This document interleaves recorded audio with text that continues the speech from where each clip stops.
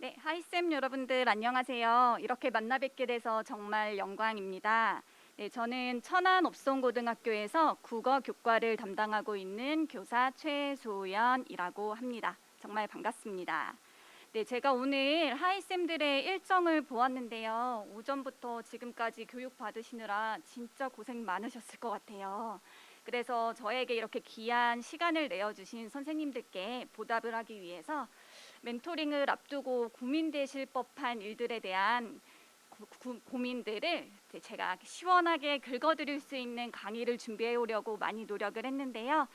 저는 꿀팁을 팍팍 전수해 드리고요. 하이쌤들께서는 적극적인 참여로 저에게 힘을 실어 주셨으면 좋겠습니다.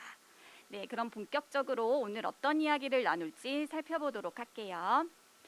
오늘 총 5단계의 이야기를 나눠보고자 합니다. 첫 번째 단계는요. 어떻게 하면 우리가 관계를 잘 맺을 수 있을지에 대한 이야기를 할 거고요. 그 다음에 수업을 준비하는 방법, 그리고 참여자들의 어떤 참여를 적극적으로 이끌어낼 수 있는 수업 놀이, 수업 도구들, 그 외에 수업에서 활용하실 수 있는 사소한 꿀팁들을 드리고자 합니다. 네, 성공적인 멘토링을 위한 1단계입니다. 여러분들 수업에서 가장 중요한 게 뭐라고 생각하시는지 궁금합니다. 뭐 좋은 자료도 중요하겠고요. 강의자의 강의 스킬도 중요하겠지만 제가 10여 년 정도 학생들과 생활을 하면서 느낀 거는 관계가 가장 중요한 것 같아요. 수업에서 여러분들이 신경을 쓰셔야 할 관계는 크게 2가지가 있습니다. 첫 번째는 선생님과 학생의 관계죠. 여러분들도 학창 시절 한번 떠올려 보시면 아무래도 내가 좋아하는 선생님의 수업일 경우에는 조금 더 열심히 듣게 되고, 그렇지 않은 선생님의 수업은 가끔씩 엎드려 자기도 하시고 그런 경험이 있으셨을 거예요. 그래서 선생님과 학생 간의 친밀한 관계가 매우 중요하고요. 2번째는 학생과 학생과의 관계도 매우 중요합니다. 여러분들도 학교 다니실 때 반 분위기가 좀 좋은 반에 있을 때랑 반 분위기가 좋지 않은 반에 있을 때랑 아무래도 수업에 집중하고 참여하는 데 있어서 차이가 있었던 경험 있으셨을 거예요. 그래서 여러분들이 멘토가 되셔서 수업을 진행하실 때 선생님과 멘티의 관계도 신경을 써주셔야 하지만 멘티와 멘티 사이에도 친밀한 관계가 형성될 수 있도록 신경을 써주셔야 합니다. 그래서 제가 드리고 싶은 말씀은요. 배움 이전에 친밀한 관계가 자리 잡아야 잘 배울 수 있다라고 말씀드리고 싶고요. 특히 원격 수업의 경우에는 참여자들 간의 물리적인 거리가 존재한다는 어려움이 있습니다. 또한 참여자들이 처한 각각의 상황도 다르기 때문에 정서적인 거리감이 대면 수업보다는 아무래도 심할 수가 있어요. 그래서 하이쌤들께서 특히 친밀감을 형성해주기 위한 의도적인 노력들을 만남 초에 많이 해주시는 것이 필요합니다. 그래서 제가 관계 형성을 하는데 도움이 되는 활동들 몇 가지를 소개해드리고자 하는데요. 제가 학생들과 했던 활동들 중에 재미있었던 것들만 한번 뽑아서 왔으니까 실제로 수업하실 때 활용해 보시면 좋겠습니다. 첫 번째는 진진가 게임인데요. 이거 많이 아시죠? 3개의 문장 중에 가짜를 찾는 게임입니다. 특히 학기 초에 선생님들이 학생들에게 자신을 소개하고 학생들이 자기들끼리 소개하는데 활용하면 굉장히 좋습니다. 제가 먼저 예시를 보여드릴게요. 네, 지금부터 제가 자기소개를 시작할 텐데요. 한번 잘 들어주시고 무엇이 가짜인지 한번 생각을 해주세요. 첫 번째입니다. 저는 모쏠이에요. 지금 제가 마이크를 써서 얼굴이 잘 안 보이실 것 같은데 어느 정도 액면가를 짐작을 해보시고요. 제가 자발적으로 모쏠이 된 건 아니고요. 어쩌다 보니까 지금 이 나이까지 모쏠이입니다. 2번째로 저는 탈모인이에요. 제가 임용고사를 준비하면서 탈모가 시작됐는데 30대가 넘어가면서 이 탈모가 급속도로 진행이 돼서 지금은 탈모 클리닉을 달리면서 탈모 관리를 받고 있습니다. 그래서 여러분들도 머리숱 있을 때 잘 지켜주세요. 자, 3번째, 저는 강아지 덕후입니다. 저는 강아지의 코를 핥았을 때 그 짭조름한 맛하고요. 강아지 발바닥에서 나는 고소한 냄새를 정말 좋아해요. 네, 이렇게 해서 자기소개를 마쳤고요. 한번 무엇이 가짜일지 생각을 한번 해주시고요. 제가 하나, 둘, 셋 하면 채팅창에 1번, 2번, 3번 중에 무엇이 가짜다라고 맞춰주시면 감사하겠습니다. 네, 제가 한번 외칠게요. 하나, 둘, 셋. 채팅창에 적어주세요. 선생님들 1번이라고 많이 적어주셔서 정말 감사하네요. 모쏠처럼 안 보이신다는 말씀이신 거죠? 네, 정답은 1번이 맞고요. 저는 대학 졸업하고 만났었던 남자친구랑 7년 정도 연애하다가 결혼을 해서 얼마 전에 예쁜 아기도 낳았어요. 지금 롯데타워에서 아빠랑 물고기 보고 있다고 연락을 받았거든요. 네, 그래서 1번이라고 정답 맞춰주신 선생님, 제가 지금 화면에 보이시는 김도윤 하이쌤께 강의가 끝나고 기프티콘 보내드리도록 하겠습니다. 네, 이렇게 같이 참여해 주셔서 감사하고요. 사무국 선생님들께서 하이쌤들의 사기를 좀 불어 넣어주고 싶으시다고 이벤트로 사용하라면서 좀 일정 금액을 지원을 해주셨어요. 그래서 앞으로도 제가 수시로 이러한 것들을 좀 열어갈 계획이니까 같이 힘내서 끝까지 참여해 주셨으면 좋겠습니다. 네, 그 다음 두 번째는요, 감정 출석부 게임입니다. 저는 학생들과 관계를 맺을 때 내가 너한테 진짜 관심이 있다는 걸 보여주려고 감정을 많이 읽어주려고 노력합니다. 이제 대면 수업에서는 주로 아이들의 얼굴을 보고선 감정을 물어보겠죠. 그래서 비대면 상황에선 그럼 어떻게 학생들의 감정을 좀 물어봐 줄 수 있을까? 이걸 제가 많이 고민을 하고 다른 선생님들께 여쭤봤더니 감정 출석부라는 것을 많이 활용한다고 하시더라고요. 감정 출석부는 줌의 스탬프 기능을 활용해서 학생들이 자기 감정을 표현하도록 하는 이러한 활동인데요. 아무래도 감정을 표현하도록 하면 학생들이 자연스럽게 내가 왜 이런 감정을 느끼게 되었는지 자신의 경험이나 생각을 이야기하게 돼 있습니다. 그래서 학생과 친밀감을 쌓는데 굉장히 도움이 돼요. 예를 들어 보이겠습니다. 네, 오늘 나의 기분은 이라고 해서 이렇게 기분을 표현할 수 있는 슬라이드를 화면에 공유를 해주시면 돼요. 그리고 학생들로 하여금 PC를 이용하는 학생들은 스탬프, 핸드폰을 이용하는 학생들은 화면 하단에 있는 형광펜 기능을 활용해서 이 빈 곳에 자기가 지금 느끼는 감정이 무엇인지를 체크해 보도록 하면 됩니다.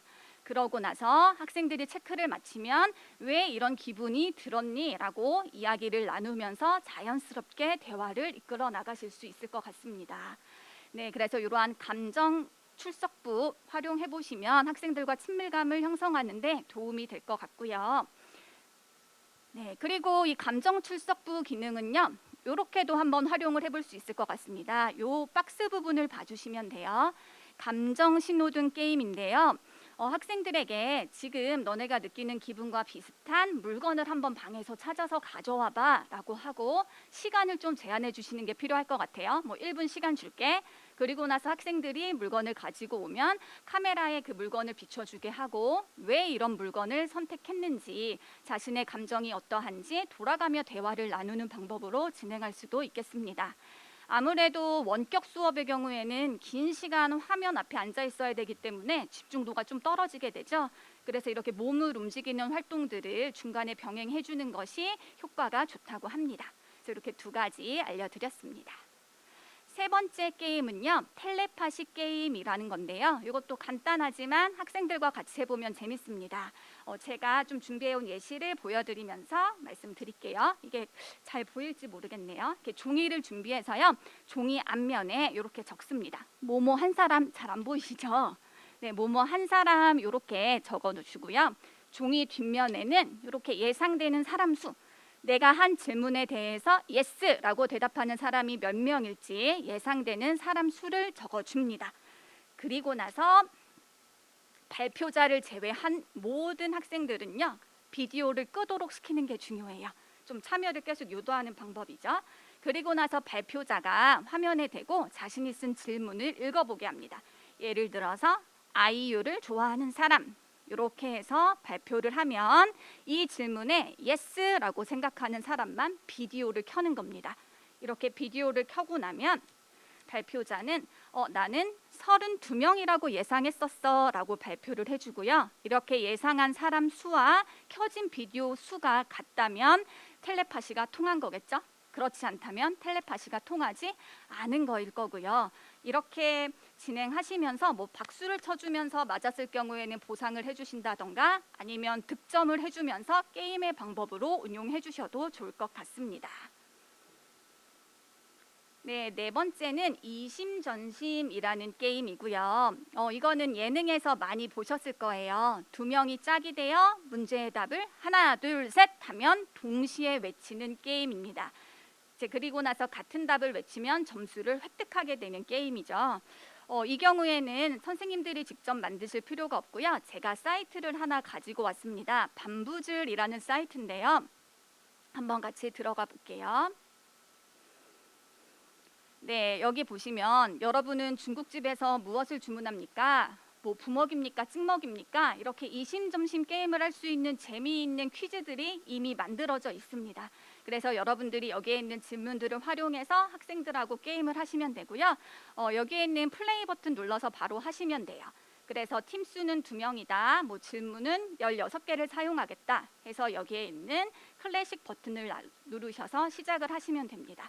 이게 조금 진행할 때 유의하셔야 될 점은 자, 이거는 치킨 한 마리를 시킨다면 어떤 것을 시키겠습니까? 자, 이야기를 하고 나서 맞았다면 괜찮아, 틀렸다면 이런 이 부분을 클릭해 주시면 되겠죠? 그럼 첫 번째 팀은 득점을 하지 못했습니다. 자, 그 다음에 두 번째 팀이 이제 이야기를 나누는 거예요. 아이돌을 가장 프로듀싱을 잘하는 회사는 역시 이 버튼을 눌러서 맞았는지 틀렸는지 체크해 주시면 되고요. 이렇게 했을 경우에 두 번째 팀에 지금 15점 득점되어 있는 걸 확인할 수 있습니다. 이렇게 번갈아 진행하면서 게임을 진행해 주시면 돼요. 그래서 이 사이트를 활용을 해주시면 될 것 같습니다. 네, 그 다음은요. 네, 죄송합니다. 화면에 슬라이드가 끝나서 잠깐 해보도록 할게요. 네, 관계 형성을 위한 수업 활동 네 번째입니다. 네, 여기까지 했죠? 그 다음 활동으로 갈게요. 마지막 활동이고요. 너의 마음을 들려줘 라는 게임인데요. 보드게임 잼톡이라는 것을 활용한 활동이에요.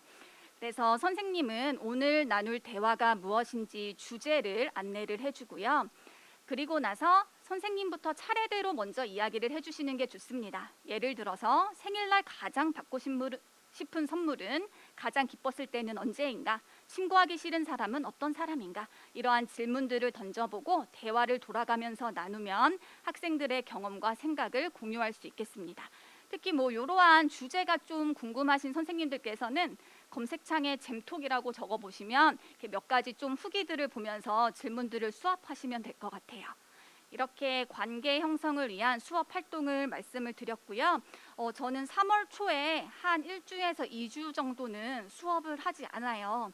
그냥 학생들과 만나서 이렇게 게임들 계속 하면서 학생들이 어떤 특성을 가지고 있는지도 한번 보고요. 또 저도 학생들과 친해지기 위해서 제 노출을 조금씩 합니다.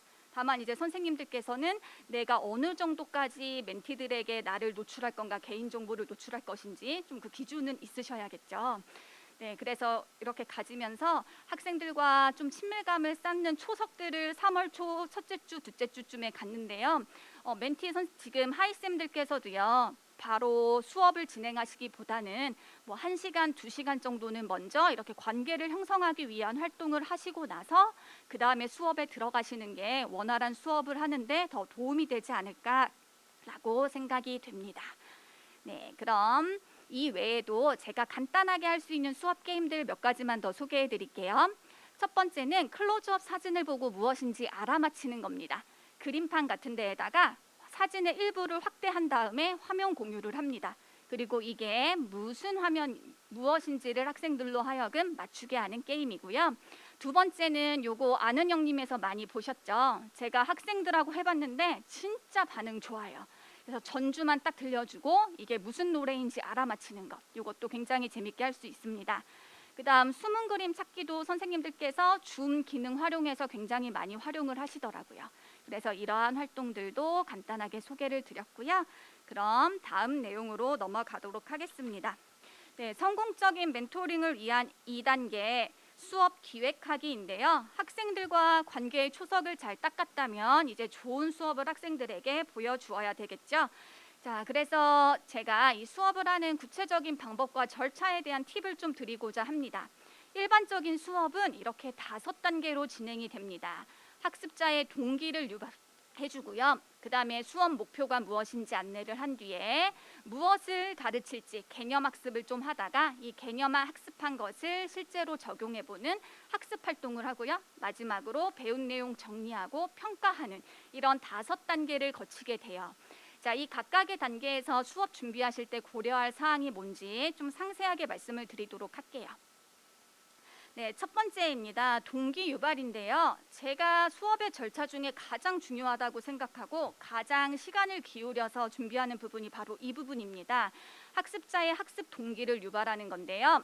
어떻게 하면 학생들의 자발적인 참여 의지를 이끌어낼 수 있을지 이 부분이 가장 중요해요. 그래서 동기부여를 잘한 수업과 그렇지 않은 수업의 경우에 확실히 학생의 참여도에 있어서 차이가 많이 나는 것을 볼 수 있습니다. 그렇다면 어떻게 하면 학습자의 동기를 유발할 수 있을지 제가 주로 사용하는 2가지 방법을 소개해 드릴게요. 첫 번째는 학습 내용과 학습자 간의 심리적인 거리를 좁혀주는 겁니다. 심리적인 거리를 좁혀준다는 것은 학습 내용을 학습자의 삶과 연결 지어준다는 뜻인데요. 예를 들어 드릴게요. 우리 학교는 2학년이 되면 학생들이 문학이라는 과목을 배우는데요. 아무래도 이과 학생들의 경우에는 문학이라는 과목을 왜 배우는지 좀 그러한 흥미도가 많이 떨어져요. 그래서 제가 이과반에 가서 문학 수업을 할 때는 굉장히 약을 많이 팝니다. 왜 너네가 문학을 배워야 하는지, 뭐 예를 들어서 너네 친구랑 진짜 잘 지내고 싶고 연애도 진짜 잘하고 싶잖아. 근데 그렇게 잘하려면 뭘 해야 돼? 상대방의 마음이 어떤지 잘 읽어줘야 되지. 상대방의 마음을 잘 읽을 수 있는 연습을 할 수 있는 글이 뭐야? 바로 문학 작품이야. 문학 작품 잘 읽으면 다른 사람 감정도 잘 알고 다른 사람 마음도 잘 읽고 그래서 친구랑도 원만하게 지내고 특히 연애 진짜 잘할 수 있어. 이런 식으로 계속 주입식으로 약을 막 팝니다. 그렇게 해서 학습자들과 학생들이 내가 이걸 왜 배우는지, 내가 이거 배웠을 때 내 삶에 진짜 도움이 돼. 이러한 것들을 좀 납득할 수 있게끔 해주는 시간을 충분히 가지려고 노력하거든요. 그래서 이 방법이 있겠고요.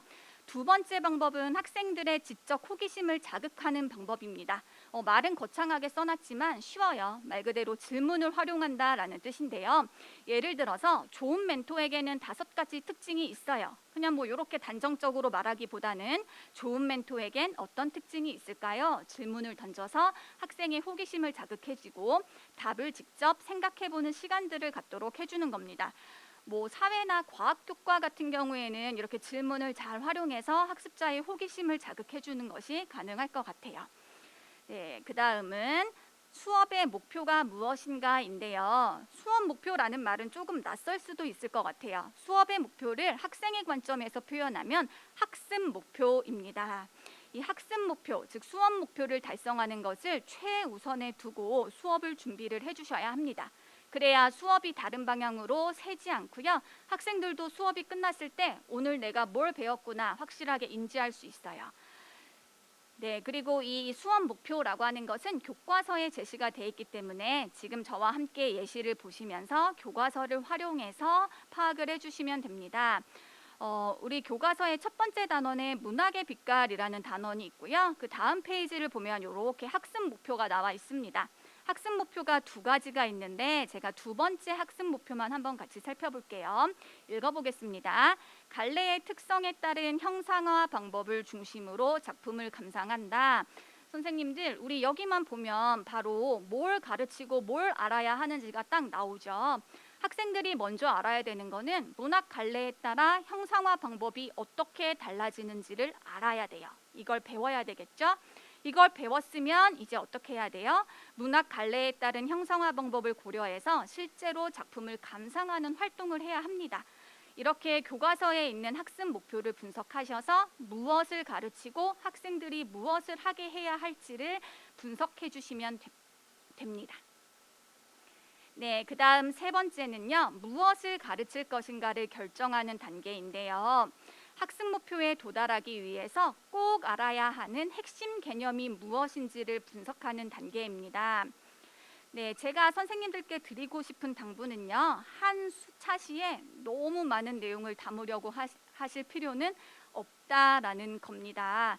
아무래도 이제 여기는 개념학습이다 보니까 강의식으로 수업을 많이 하게 되실 거예요. 제가 생각하기에 강의식 수업을 가장 잘하는 방법은 강의를 최대한 하지 않는 거예요. 네, 저는 지금 전달하고 싶은 내용이 너무 많아서 어쩔 수 없이 제가 말을 너무 많이 하고 있긴 한데요. 실제 수업에서 저는 말을 그렇게 많이 하지는 않아요. 50분 수업하면 보통 10분, 아주 길어져야 15분 정도만 강의식으로 수업을 하고요. 나머지는 학생 활동으로 수업을 이끌어 나가거든요.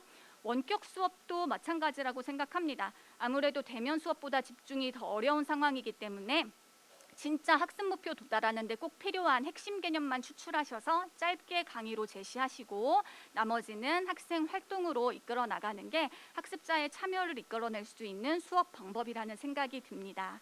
네, 그럼 같이 한번 볼 텐데요. 이 부분은 앞에서 봤던 내용이 중복돼서 건너뛰도록 하고요. 그 다음으로 가겠습니다. 자, 그럼 학습 목표가 무엇인지, 무엇을 가르칠지, 자, 이런 부분에 대한 고민이 끝났다면 어떻게 가르칠 것인가, 자, 이 부분에 대한 고민이 필요하겠죠. 어떻게 가르칠 것인가라는 것은요, 학습 목표에 도달하기 위한 수업 방법을 고민하는 단계입니다. 네, 다시 한번 예를 보면서 같이 볼게요. 자, 두 번째 학습 목표 제가 다시 한 번만 읽어보겠습니다. 갈래의 특성에 따른 형상화 방법을 중심으로 작품을 감상한다라는 학습 목표를 달성하기 위해서요. 저는 두 가지 활동을 기획했습니다. 문학 갈래에 따라 다른 형상화 방법 알기. 요건 강의식으로 개념을 설명하겠다. 수업 방법을 결정했고요. 이 개념으로 배운 것들을 적용해서 작품을 감상하는 활동은 학생 활동으로 해봐야겠다라고 계획을 했어요. 학생의 활동은 개별 학습을 먼저 하고 모둠 학습을 그 다음에 해야지. 그리고 구글 문서를 활용해야겠다. 이렇게 구체적인 수업의 방법과 도구를 결정해 주시면 됩니다. 저는 활동을 그렇게 많이 하진 않거든요. 만약에 선생님들께서 하나의 목표 아래 활동을 구성하신다면 하나, 많아도 2개, 이 정도가 적절하다고 생각합니다. 그래서 개념학습 짧게 하고 학습활동 1개에서 2개 정도 이렇게 해서 수업을 계획해 주시면 될 것 같아요. 네, 그럼 이건 구체적인 팁이 될 텐데요. 학교에서는 선생님들이 학습지를 제작해서 다 프린트하신 다음에 나눠주시죠. 그런데 원격 수업에서는 이게 불가능하기 때문에 이제 온라인상에서 학습지를 만들고 공유를 해주셔야 합니다. 첫 번째 추천드리는 거는요, 구글 설문을 활용해서 학습지를 제작하는 건데요. 제가 제작한 학습지 한번 보여드릴게요. 네. 슬픔의 기쁨에게 감상하기 하면서 학생들이 개별적으로 할 수 있는 활동들을 이렇게 만들어 놓은 학습지인데요. 구글 설문의 경우에는 이렇게 유튜브 영상을 삽입하는 게 굉장히 쉽다는 장점이 있고요. 시적 화자가 누군지, 시적 대상은 누군지, 식구를 통해 알 수 있는 시적 대상의 모습은 어떠한지 이렇게 교사의 의도대로 쭉 학생을 이끌어 나가면서 학습 활동을 진행할 수 있다는 장점이 있습니다. 수업의 방향이 크게 벗어나지 않으면서 학습자의 참여를 이끌어낼 수 있는 이러한 방법이기 때문에 구글 설문 활용해 보시는 거 추천드립니다. 네, 그 다음은 구글 문서를 활용해서 제가 모둠학습지를 제작한 건데요. 이것도 한번 화면에 띄워서 보여드릴게요.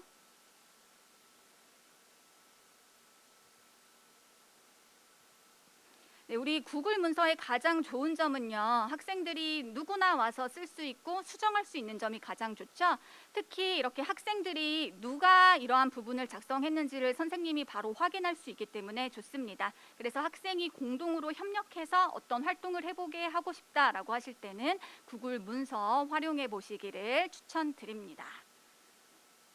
네, 이제 수업의 마지막 단계입니다. 이렇게 수업을 마치고 나면 진짜 학생이 학습 목표를 도달했는지 이것에 대한 점검과 평가가 필요하겠죠. 학습 목표에 도달했는지를 점검해보는 활동은 여러 가지가 있을 수 있습니다. 여기 적어드린 것처럼 수업 직후에 퀴즈를 해보도록 할 수도 있고요. 잠깐 복습할 시간을 준 뒤에 한번 오늘 공부한 내용 네가 설명해봐 하면서 발표를 시킬 수도 있습니다. 또는 게시판에 오늘 학습한 내용을 정리해서 글을 써보도록 할 수 있어요. 근데 제가 해보니까 학생들의 가장 호응이 좋은 부분은 이 퀴즈 부분입니다. 그래서 수업 직후에 퀴즈를 활용하는 거 이 부분을 추천드리고요. 이 외에도 제가 한 가지 더 학습지 제작 사이트를 알려드리자면 티처메이드라는 사이트인데요. 여기에는 쪽지 시험 보죠. 우리 수업 끝나고 그 쪽지 시험 볼 때 필요한 학습지를 제작하기가 굉장히 좋아요. 한번 보여드리겠습니다.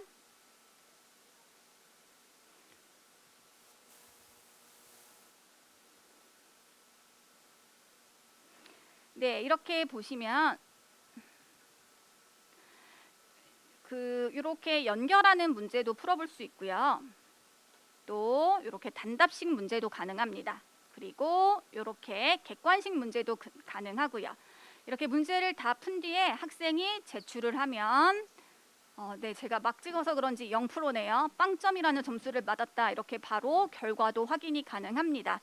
구글 그 설문이나 문서를 활용할 때보다 훨씬 더 정교하고 다양한 유형의 문항을 활용할 수 있기 때문에 혹시 쪽지 시험을 볼 학습지를 만들고 싶다라고 할 때는 티처메이드라는 이 사이트 추천드리겠습니다. 특히 여기에는 수식을 사용하는 게 굉장히 편하다고 해요. 그래서 수학 선생님들께서 이 사이트를 강추하시더라고요. 그래서 수학 수업하실 때 학습지 만드실 때 이 사이트 참고하셔서 활용하시면 될 것 같아요. 네, 그럼 벌써 여러분 3단계입니다. 앞에 단계가 좀 지루하셨죠? 이 3단계부터는 조금 더 듣기가 수월하실 거예요. 성공적인 멘토링을 위한 3단계, 학습자의 참여를 이끌어내는 수업 놀이에 대해서 이야기를 좀 나눠보겠습니다. 네, 첫 번째는요, 구글 설문을 활용한 방탈출 게임인데요. 구글 방탈출이라고 검색하면 만드는 방법 정말 쉽게 찾을 수 있고요. 이거 학생들이 정말 좋아해요. 그래서 선생님들도 꼭 한번 활용해 보시기를 권유드립니다. 이 링크 좀 복사해서 채팅창에 좀 보내드릴 수 있을까요? 네, 지금 사무국 선생님께서 채팅창으로 링크를 한번 보내드렸는데요.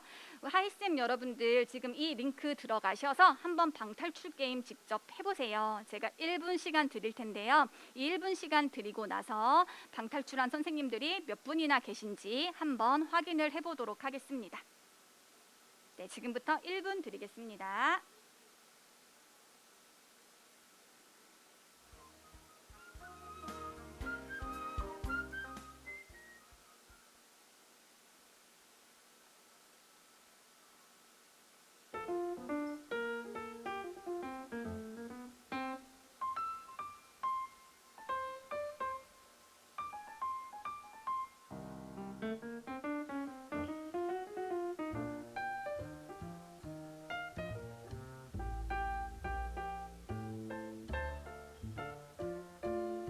네, 조작 방법이 직관적이고 굉장히 쉽죠.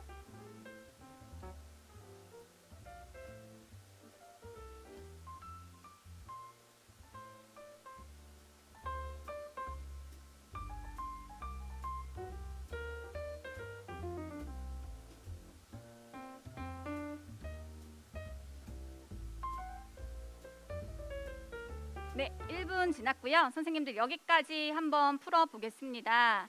네, 제가 링크에 혹시 구글 방탈출 게임 결과 확인할 수 있는 링크도 걸어놨나요? 네, 거기 한번 안 걸어놨어요. 죄송합니다. 네, 제가 이 방탈출 확인 결과를 확인할 수 있는 링크를 따로 안 걸어놔서요. 혹시 나 방탈출 성공했어요 라고 하는 하이쌤 여러분들 채팅창에 1번이라고 좀 쳐주실 수 있을까요? 네, 1번 굉장히 빨리 올라오셨고요. 성공을 굉장히 많이 해주셨네요. 네, 지금 제 눈에 보이신 문하영 하이쌤 분께 제가 수업 끝나고 기프티콘 보내드리도록 하겠습니다. 네, 직접 해보시니까 훨씬 쉽고 재밌죠. 만들기도 쉬우니까 꼭 한번 활용을 해보시고요. 제가 하나 팁을 드리자면 저는 지금 문항을 3개밖에 만들지 않았기 때문에 크게 상관이 없는데 문제를 틀리면 다시 처음으로 돌아가서 풀어야 합니다. 따라서 문항수가 많을 경우에는 한 6번째, 7번째 섹션 중에 중간 대피소라는 섹션을 만들어서 그 문항부터 다시 시작하도록 하는 게 좋아요. 이게 지금은 무슨 말씀인지 잘 이해가 안 되실 수 있을 텐데요. 한번 직접 작성을 해보시면 무슨 말인지 이해가 되실 겁니다. 그래서 문항수가 10문항 이상으로 길어질 경우에는 중간 대피소 섹션을 만드는 게 좋다라는 거 기억해 주시길 바랍니다. 네, 2번째입니다. 줌 기능을 활용한 탐정 놀이인데요. 제가 줌을 여러 번 만져보다 보니까 실제 교실 공간에서는 물리적인 공간의 제약으로 인해서 하지 못했던 활동들을 줌에서는 가능하게 하는 것들이 있더라고요. 그래서 제가 대표적으로 추천드리고 싶은 기능이 첫 번째는 대기실 기능이고요. 두 번째는 소회의실 기능입니다.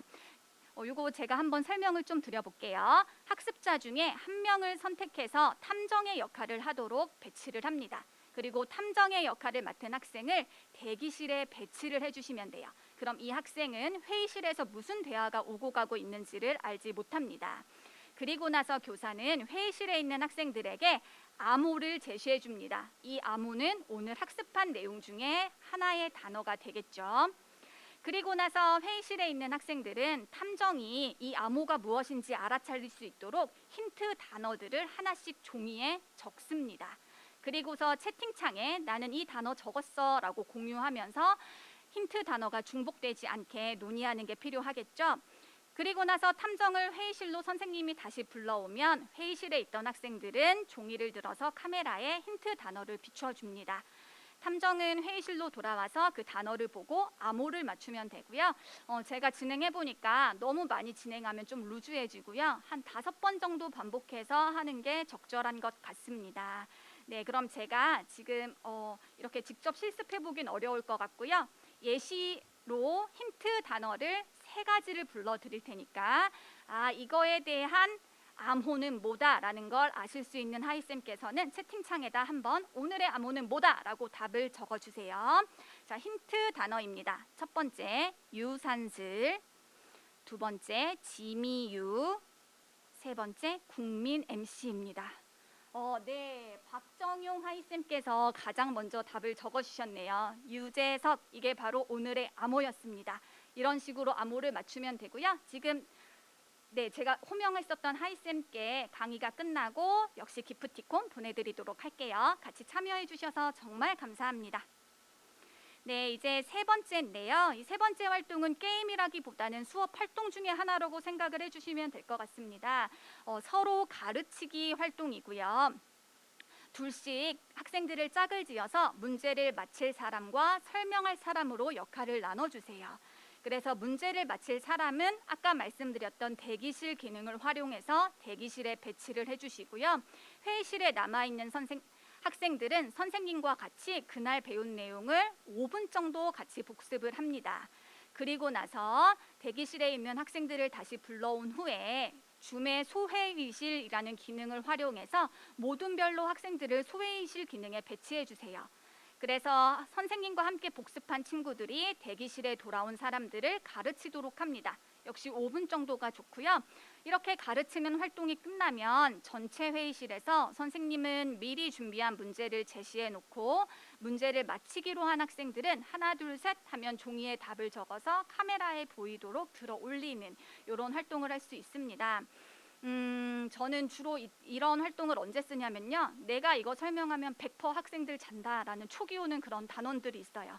그때 이런 방법을 쓰면 제가 설명하면 학생들이 자는데요. 자기들끼리 설명하게 시키면 집단에는 의리가 있다고 끝까지 안 자고 잘해요. 그래서 좀 설명 내용이 지루하거나 많을 경우에는 서로 가르치기 활동 사용하는 거 추천드립니다.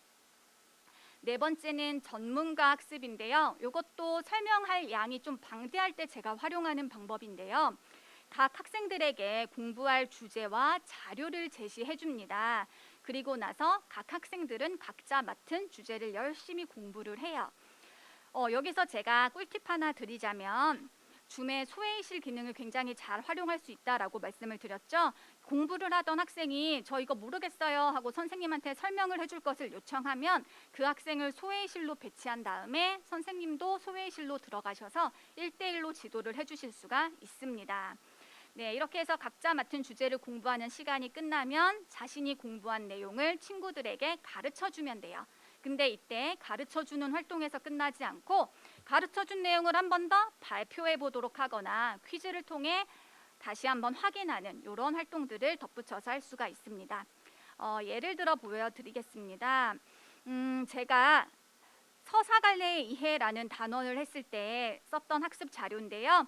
이렇게 자료들을 6가지로 만들었습니다. 소설의 개념과 특성을 공부하는 모둠, 소설의 구성 요소를 공부하는 모둠, 인물을 공부하는 모둠, 이렇게 각 모둠에게 각자 공부해야 되는 주제랑 이렇게 공부하는데 필요 있는 자료들을 같이 배부를 합니다. 그리고 나서 학생들의 공부가 끝났을 때 다른 모둠의 친구들에게 자기가 공부한 내용들을 설명하고 가르쳐주는 방식으로 진행을 해주시면 됩니다. 이것도 선생님이 설명할 때보다 훨씬 더 열심히 아이들이 공부하고 잘 듣거든요. 이것도 추천해드리는 수업 방법 중에 하나입니다. 네, 그 다음은 골든벨 퀴즈인데요. 이거는 구체적인 방법은 선생님들께서 이미 알고 계실 것 같아서 방법은 생략하고요. 제가 골든벨 퀴즈를 진짜 재미있게 진행할 수 있는 꿀팁 하나 드리겠습니다. 네, 저는 학교에서 골든벨 게임을 할 때 이런 카드들을 줘요. 어떤 문제를 맞히면 도둑 카드를 가져갈 수 있고요. 또 다른 어떤 문제를 맞히면 조력자 카드나 부활 카드 이런 카드를 가지고 갈 수 있습니다. 도둑 카드를 가지고 가면 다른 친구랑 점수를 바꿀 수 있어요. 부활 카드가 있으면 죽었다가 다시 살아나서 문제를 풀 수 있는 기회가 생깁니다. 이러한 카드를 활용하는 이유가 있는데요. 선생님들께서도 게임을 하실 때 좀 이 점을 유의해서 진행해 주시면 좋아요. 이렇게 학습과 관련된 게임을 하다 보면 조금 공부를 잘하지 못하는 학생들은 다른 친구들과 점수 차이가 많이 나고 내가 탈락하고 해서 좀 적극적으로 참여하지 않고 쉽게 포기하는 경향들이 있습니다. 따라서 학업 성취도가 떨어지는 학생이라고 하더라도 끝까지 포기하지 않고 좀 참여할 수 있게끔 이렇게 역전의 기회를 줄 수 있는 또는 우연의 요소가 좀 가미된 이러한 부분들을 활용해 주면 좋습니다. 그래서 게임을 하실 때는 역전의 기회를 주고 우연을 많이 활용해야 한다. 이 부분 참고해 주시기 바랍니다. 네, 이렇게 해서 수업에서 활용할 수 있는 게임들에 대해서도 말씀드렸고요. 이제 4번째, 성공적인 멘토링을 위한 4단계, 학생들의 참여를 적극적으로 이끌어낼 수 있는 온라인 수업 도구들에는 무엇이 있는지 소개를 해드리도록 하겠습니다. 네, 첫 번째는요, 실시간 의견 수업 도구 멘티미터라는 이러한 사이트인데요. 이 사이트는 실시간으로 학생들의 의견을 수합하기가 굉장히 좋습니다. 또한 이 의견이 수합된 후에 통계도 내줘요. 그래서 짧은 시간 동안 학생들의 답변을 좀 받아보고 이것을 통계도 내고 싶을 때 활용하면 굉장히 좋고요. 한글 파일에서 멘티미터 설문조사 링크 좀 한번 채팅창에 부탁드리겠습니다. 네, 지금 사무국 선생님께서 채팅창에 링크를 하나 올려드렸는데요. 여기 들어가셔서 한번 하이쌤들 설문조사 잠깐 해주시기 부탁드리겠습니다. 제가 한 20초 정도만 보고 바로 진행하도록 할게요.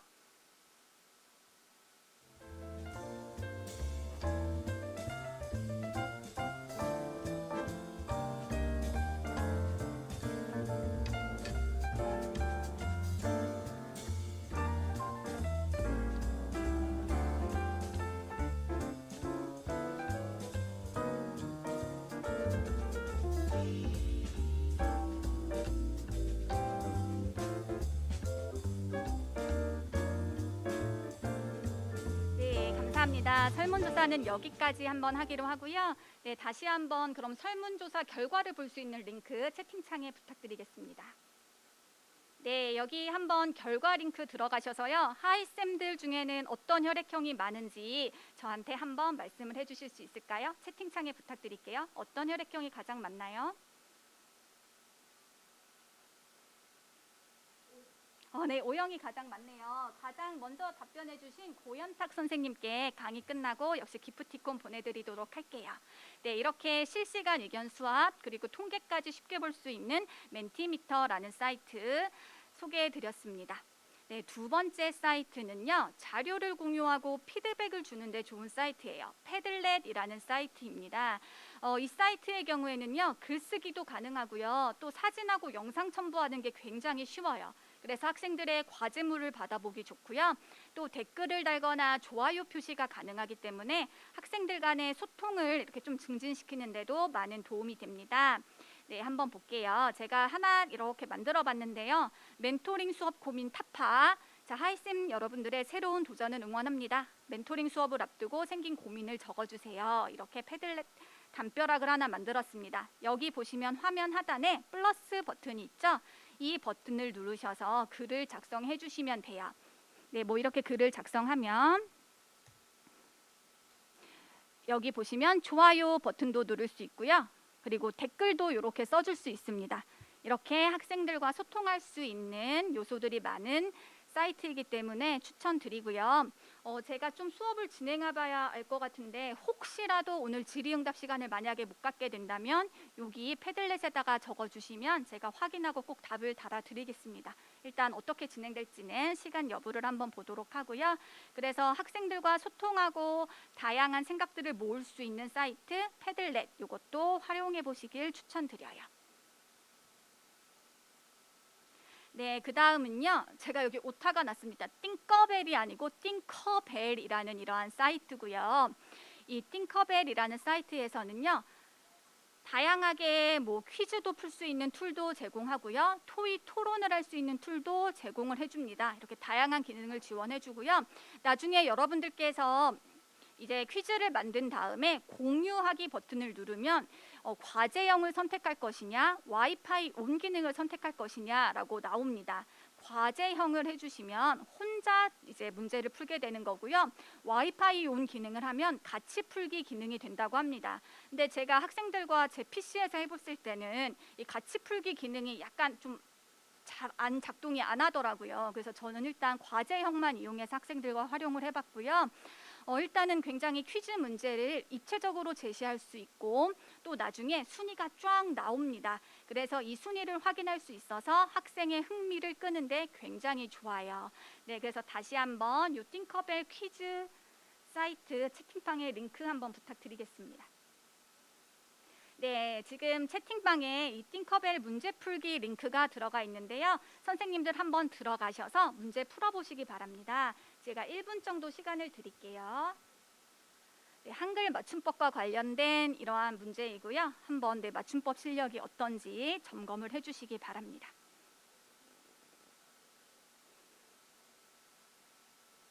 네, 1분 정도 풀어보겠습니다.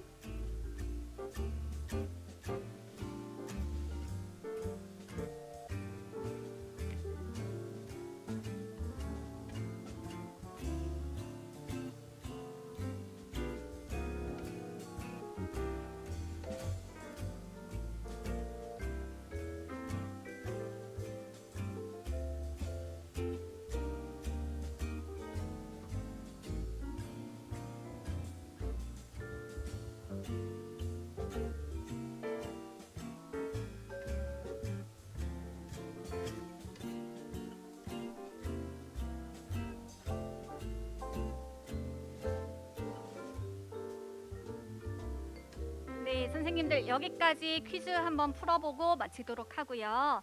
네, 그러면 다시 띵커벨 결과 보기 링크 한번 부탁드릴게요. 네, 여기 결과 확인 링크에 들어가셔서요. 제가 1등 했어요 라고 하는 선생님은요. 채팅창에 자랑 좀 해주세요. 저 1등 했습니다. 자, 거기에 테스트 1, 2, 3, 4라고 써있는 닉네임은 제가 한 거니까 네, 그건 제외하시고 자, 1등이신 선생님 채팅창에 자랑 좀 해주세요. 누가 1등 하셨을까요? 네, 결과 확인 끝나시면 자랑 한번 부탁드리겠습니다. 네, 안성원 선생님께서 1등이라고 하시네요. 안성원 선생님께 역시 강의 끝나고 기프티콘 보내드리도록 할게요. 네, 이렇게 맞춤법을 평소에 잘 사용하고 계신다니 정말 대단하십니다. 네, 존경합니다.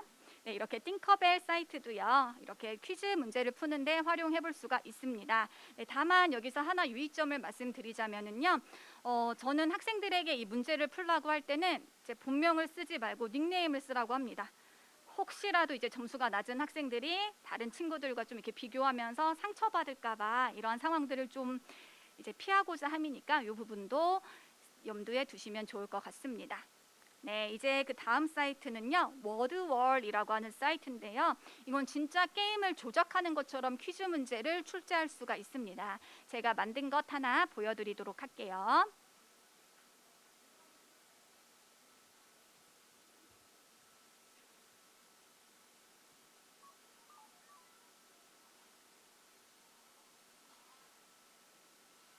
네, 여기 뭐 질문이 나왔죠? 우리나라에 놓인 최초의 철도는 혹시 다 아시는 선생님 있을까요? 답은 뭘까요?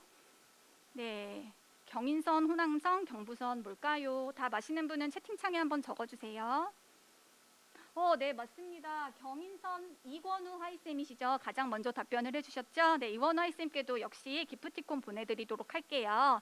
네, 그럼 이렇게 답을 찾아서 이렇게 가는 거. 이렇게 게임식으로 진행할 수 있다는 이러한 장점이 있습니다. 네, 이것도 한번 활용해 보시기를 추천드리고요. 이 사이트 경우에는 특히 다른 교사들이 만든 이러한 게임을 검색해서 활용할 수도 있어요. 제가 검색해 보니까 이미 굉장히 많은 선생님들께서 퀴즈를 만들어 주셨더라고요. 그래서 이렇게 다른 교사가 만든 문제도 활용해서 수업에 사용하실 수가 있습니다. 그래서 워드월 사이트 소개해 드렸고요. 네, 이제 마지막 사이트인데요. 게임형 퀴즈 출제, 마치 우리가 보드게임을 하는 것처럼 문항을 출제할 수 있는 사이트 플리피티입니다. 요 플리피티는 여러분들 혹시 장학 퀴즈라고 아실까요? 네, 그 장학 퀴즈처럼 학생들과 퀴즈를 할 수 있는 이러한 사이트인데요. 제가 한번 열어보도록 할게요. 네, 여기 팀 1, 팀 2, 팀 3, 4는요. 이거 모둠의 수인데요. 이제 하이쌤들께서는 한 4명, 많아도 4명 정도의 하이디랑 같이 수업을 한다고 하셨으니까 모둠 1, 2, 요 정도까지 이제 되겠죠. 첫 번째 모둠에게 맞추도록 이제 문제를 선택하도록 합니다.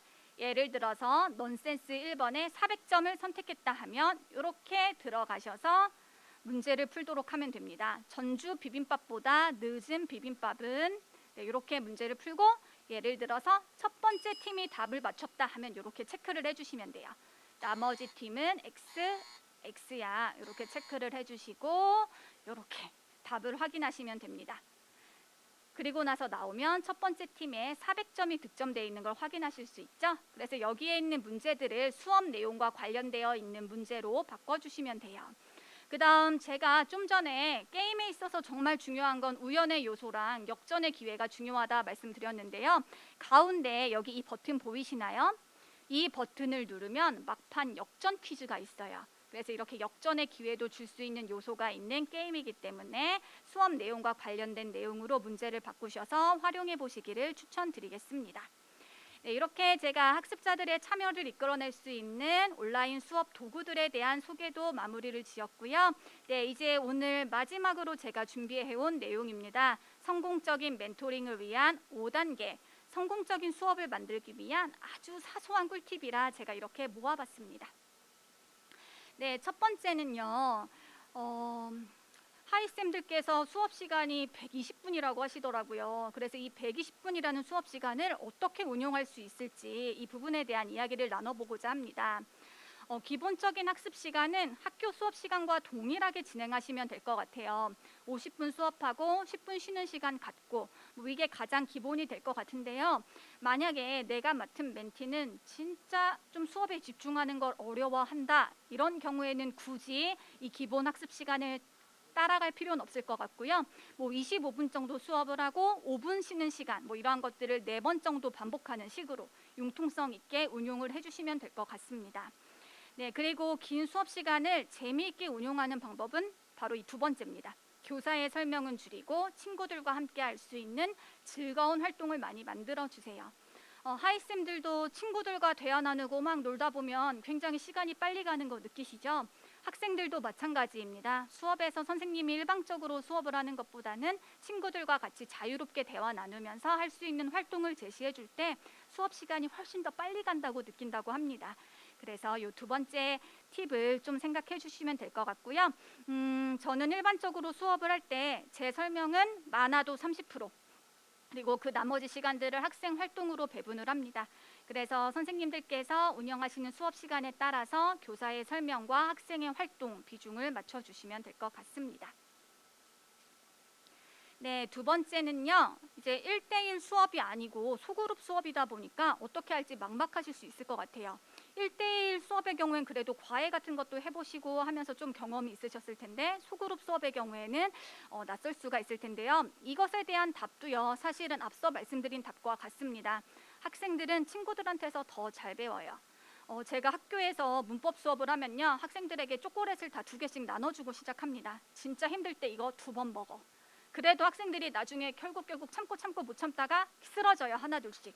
그런데 이 수업을 학생들한테 시키면 그래도 의리가 있다고 끝까지 이렇게 꼿꼿이 앉아서 잘 듣거든요. 그래서 학생들은 선생님한테서보다 친구들한테서 더 잘 배운다라는 것을 항상 염두에 두시고 학생들 간의 상호작용을 할 수 있는 여러 가지 팁들을 주시는 게 좋겠습니다. 예를 들어서 서로 가르치기, 전문가 학습 이런 활동들 제가 소개해 드렸었죠. 이러한 것들을 적극적으로 활용해 주시면 되겠어요. 네, 그다음 3번째입니다. 아무래도 소그룹 수업이다 보니까 소그룹 안에서 학생들의 학업 성취도 편차가 굉장히 클 수도 있습니다. 그럼 누구의 수준에 맞는 수업을 진행해야 할까요? 저희 학교도 이제 학생들의 학습 편차가 굉장히 심해요. 그럼 저는 일단 중간 수준의 학습자에 맞춰서 수업 내용도 구성하고요, 활동도 구성을 합니다. 이렇게 수업을 진행하면 중간 수준의 학습자는 딱 그 시간에 맞춰서 마무리를 하고요. 상위권 학습자들은 아무래도 조금 더 빨리 끝나게 되겠죠. 하위권 학생들은 조금 시간 안에 맞추기를 힘들어합니다. 그럼 이때 먼저 빨리 맞춘 상위권 학생들이 하위권 학생들을 가르쳐 주도록 하세요. 그럼 상위권 학생들은 다시 한번 자신의 생각을 정리할 수 있고요. 하위권 학생들은 선생님들한테서는 배우지 못했었던 어떤 1대1로 굉장히 상세하게 공부를 할 수 있기 때문에 도움을 받을 수 있습니다. 네, 근데 이건 한 가지 염두에 두셔야 될 부분이 좀 상위권 학생한테 배운다는 걸 하위권 학생이 마음이 상해할 수도 있어요. 그래서 이제 멘티들 간의 친밀한 관계가 어느 정도 형성된 뒤에 하시기를 추천드리고요. 그리고 무엇보다 중요한 건 요거 같습니다. 자, 친구들끼리 각자 잘하는 부분이 다르다. 우리는 각자 잘하는 부분, 서로 부족한 부분을 보완해주는 이러한 분위기를 만들어 가자. 이런 분위기를 조성해주는 게 중요할 것 같습니다. 네, 이제 4번째입니다. 원격 수업에서 사용할 수 있는 보상에는 무엇이 있을까요? 네, 첫 번째는 칭찬 스티커인데요. 이거 좀 유치하다고 생각하실 수도 있는데 저는 고등학교에 있는데요. 고3들도 이거 진짜 좋아해요. 칭찬 스티커. 그래서 활용해보는 거 추천드리고요. 일반적으로는 칭찬 스티커를 주고 일정 개수가 모아졌을 경우에 학생이 좋아하는 활동을 할 수 있도록 해주죠. 뭐 예를 들어서 쉬는 시간을 5분 정도 연장해준다던가 아니면 뭐 유튜브에서 신청곡을 받아서 틀어준다던가 이것도 학생들이 굉장히 좋아하더라고요. 그래서 이러한 칭찬 스티커를 활용할 수 있겠고요. 온라인에서는 칭찬 스티커를 어떻게 활용할지 제가 좀 궁금해서 주변 선생님들께 여쭤봤더니 그냥 엑셀 파일 같은 데다가 학생 이름 적고 선생님들께서 관리를 하시더라고요. 그래서 온라인에서도 칭찬 스티커 활용이 충분히 가능합니다. 그다음 2번째는 기프티콘이죠. 뭐 저희가 학교에 있을 경우에는 매점 상품권 이런 것들로 쓰는데요. 이게 가장 학생들 입장에선 실제적으로 느껴지는 보상이고 호응도 굉장히 높아요. 하지만 하이쌤들께서는 이제 아직 대학생이시니까 좀 경제적인 부담이 되실 수 있을 거다라는 점이 염려가 되기 때문에 그렇게 추천드리지는 않겠습니다. 3번째는 와펜과 인증서인데요. 제가 지금 성인을 대상으로 하고 있는 유튜브 대학에 재학 중이거든요. 그 유튜브 대학에서 열심히 공부를 하면 열정장 학생이 됐어요 라고 하면서 와펜하고 인증서를 보내줘요. 이게 사실은 상징적인 건데 굉장히 또 받고 싶어서 열심히 노력을 하게 되거든요. 그래서 만약에 하이쌤들께서 이 와펜하고 인증서를 활용하시겠다면 추천드리는 사이트는 어도비 스파크입니다. 이 사이트에서 제가 한번 와펜도 만들어보고 인증서도 한번 만들어봤는데요. 이런 걸 만들어서 선생님이 학생들에게 파일로 전송해주고 이런 방법의 보상도 가능할 것 같아요. 다만 제가 보상을 활용할 때 좀 드리고 싶은 팁은요. 보상이 학생들 간의 경쟁을 너무 과열하게 이렇게 좀 만든다거나 아니면 선생님이 원하는 대로 좀 학생을 통제하고 싶다거나 이러한 수단으로 보상을 쓰는 것은 좀 지양하셨으면 좋겠고요.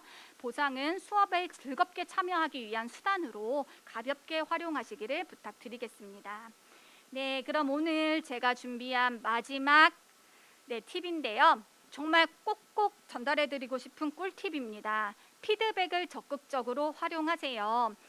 저는 학교에 근무할 때 학생들의 과제물을 다 걷어서 읽어보고 어떤 점이 좋았다, 어떤 점을 보완하자. 특히 수업 시간에 네가 이렇게 행동해준 점이 너무 고맙고 뭐 기특하고 좋았어. 이렇게 피드백을 구구절절히 적어서 이렇게 뭐 마이쮸 같은 거 이렇게 붙여가지고 학생들한테 항상 나눠줬었거든요. 그러면 이제 나중에 강의 평가를 받아보면 학생들이 그 피드백이 정말 학교 생활하는데 큰 도움이 되고 동기부여가 됐다라는 평가를 많이 해주더라고요. 그래서 이 피드백은 선생님의 좀 정성이 많이 들어가지만 학생들에게 동기를 부여하고 끝까지 해내는 힘을 주는 아주 강력한 수단이기 때문에 꼭 활용해 보시기를 추천드립니다. 또한 막연하게 어느 부분이 좋았어, 어느 부분이 뭐 잘했어 이렇게 그냥 말하기보다는 어느 부분에서 정말 좋았고 이런 부분은 어떻게 개선하면 좋겠다 구체적으로 이야기해 주시는 게 학생들에게는 도움이 될 것 같습니다. 다만 유의하셔야 될 점은요, 고쳐야 할 점을 이야기할 때는 조금 조심스러우셔야 돼요. 학습자가 상처받지 않도록 부드럽게 이렇게 전달해 주는 게 좋습니다. 네, 이렇게 해서 제가 준비한 수업은 여기까지였고요. 지금 3분 정도 남았는데요. 네, 장유리 선생님 한번 질문해 주실까요? 학습 활동을 많이 하면 진도나 학습량을 맞추는 게 어렵지 않은가 그런 생각이 들었다. 사실은 선생님이 다 설명하는 것보다 학생들한테 하게 시키면 훨씬 더 진도는 빨라요. 예를 들어서 제가 학생들한테 문학작품의 내용 형상화 방법을 알고 그걸 이용해서 문학작품을 감상한다라고 했을 때 문학 형상화 방법에 뭐가 있는지 다 강의하고요. 실제로 작품을 다 분석해서 강의로 하자면 3~4시가 걸려도 부족합니다. 그런데 제가 간단하게 형상화 방법만 안내하고 학생들한테 이걸 적용해서 직접 감상해 볼 수 있는 학습지를 주고 활동을 하게 하면 2차 시 정도면 사실은 수업이 끝날 수 있거든요. 그래서 활동을 잘 고안만 해주신다면 학생들이 직접 활동을 하는 게 훨씬 더 진도 빼기에는 좋습니다. 네, 그래서 뭐 여기에 대해서 추가적으로 궁금하신 게 있으면 제가 패들렛에 제가 썼던 학습지 같은 것들 조금 더 추가로 올려드리도록 할게요. 한 멘토당 몇 명의 멘티가 붙나요? 이건 제가 사무국 선생님께 들었을 때는 네, 답변 적어주셨네요. 이렇게 해주셨고요. 네, 그럼 오늘 시간이 마무리가 되어서 여기에서 수업을 마무리하도록 하고요. 추가적으로 궁금한 사항은 패들렛에 한번 적어주시면 제가 추가적으로 확인하도록 하겠습니다. 네, 긴 시간 동안 정말 수고 많으셨고요. 함께 열심히 참여해 주셔서 감사합니다. 네, 하이쌤들의 새로운 출발 응원하겠습니다. 감사합니다.